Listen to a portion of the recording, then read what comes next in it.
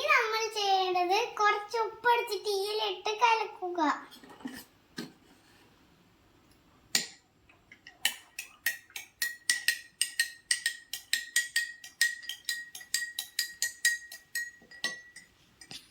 ഇനി നമുക്ക് ഈ ഒരു മുട്ടയാണ് ഉപ്പ് വെള്ളത്തേക്ക് ഇടേണ്ടത്.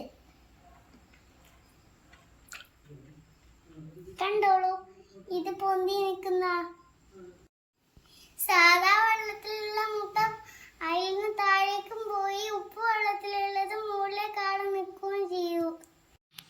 ഇത് താഴ്ന്നു നിൽക്കാനും ഇത് മുകളിലേക്ക് വരാനുള്ള കാരണം ഇത് സാധാ വെള്ളത്തിന്റെയും ഉപ്പ് വെള്ളത്തിന്റെയും ഡെൻസിറ്റിനെ കൊണ്ടുള്ളതാണ്.